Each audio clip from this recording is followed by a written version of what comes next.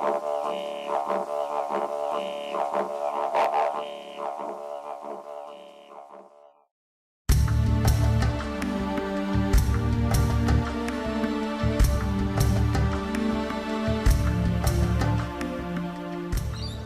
been in this country as Aboriginal Australians for tens of thousands of years, and despite the impact of a pretty virulent colonisation process,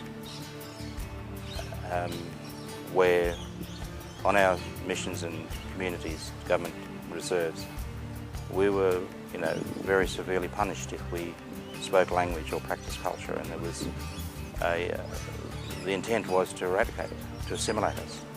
And then when we had government legislation to give control of those communities over to Indigenous peoples, and the Church agreed and was part of the process and removed themselves, within 6 months ceremony was back being practiced. I am conscious of my responsibilities as a father and grandfather and a senior person within my community to secure a commitment to understanding and knowing our old ways. Very important to myself, my children and my grandchildren. It's very important to keep it, because one time it got lost. Now we have a spokesperson to bring it back, to keep it there, and we should continue it like it's supposed to do it, the right way. Having the understanding of being an Aboriginal, growing up as an Aboriginal, and learning the customs, traditions, law of Indigenous people, and unfortunately in Australia a lot of us have lost that, especially on the eastern coast or the coastline. The real crucial issue is for intellectual property laws to recognise the sacred, secret nature of knowledge within some cultures. Until our governments start to realise that we need to be supporting what works, and we need to be working together.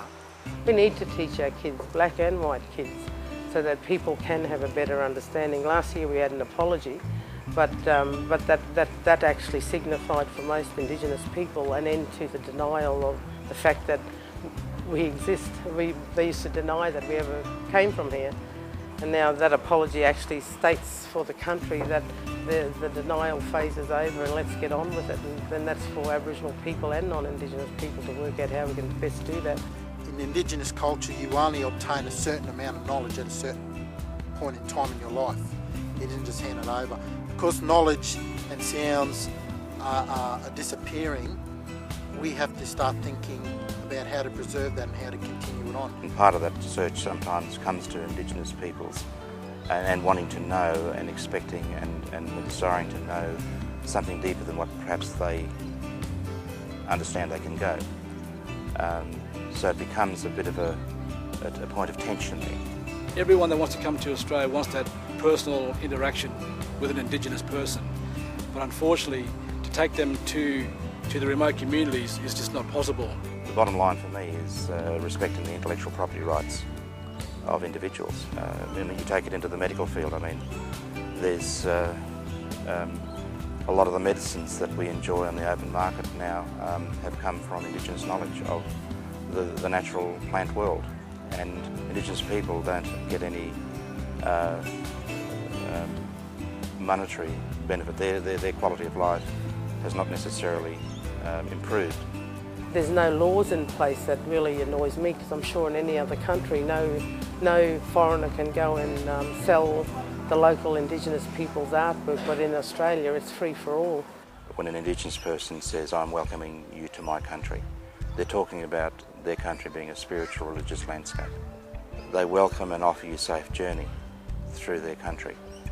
And that's a serious business. Our culture is alive and well in our land. This land is vibrant. And there are places that are sickness places, they're described as, in the anthropological and other literature. This is the extent of knowledge which has been sustained over an oral telling tradition for tens of thousands of years, and longer perhaps. Now, I think it's fascinating that Indigenous cultural knowledge has this legend or myth or dreaming story that talks about if you disturb this place, there will be death coming. This is where we grew up, and it wasn't the fact that we didn't have a house or a place to live in. We had a town that we lived in, and we had the technologies. And at my age, when I was a kid, we had video games and all those things, but we spend the majority of our time down by the waterside and swimming and all those things. And at the end of the day, the time that we spent down by the river ended up touching on every single thing in my life today, and really did prepare me for everything in life. And when my grandmother, when I was brought up, and what I used to hear from her, from grandfather, from uncles, is you've got to walk country. You can't understand our culture, you can't understand our language, you can't understand who we are if you don't walk the country you're from.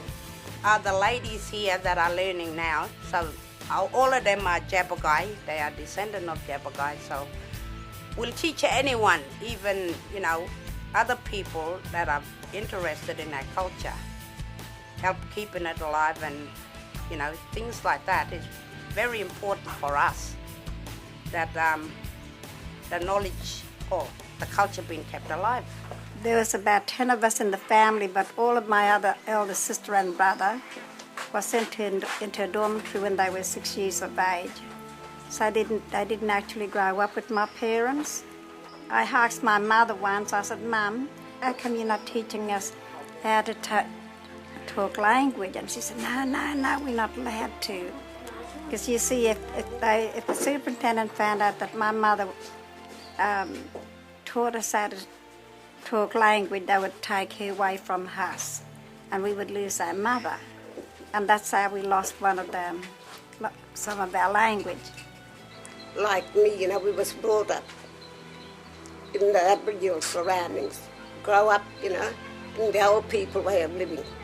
Until we grew old enough now, the missionaries got us away from the old camp way of living, put us in little dormitories then, and that sort of changed my way of living. They gave us a piece of land so that we could pay rate on it. Most of us lost our land through that because we didn't know or understand why we had to pay for that piece of land, because to our knowledge it's our land. So we lost all of that. Even now today we got nothing. All the land mean everything. Through our law and custom, we are the custodian of Australia, no matter which tribe you come from. We inherited the land, not through the Western law, but through our law and custom. We own the land, regardless. And our heart will always be here with the land. And to inherit such a beautiful land and country, the government don't see it that way, that we are the true owners. They stole it from us, and they don't want to admit it. And we should be the richest people in Australia. Should be.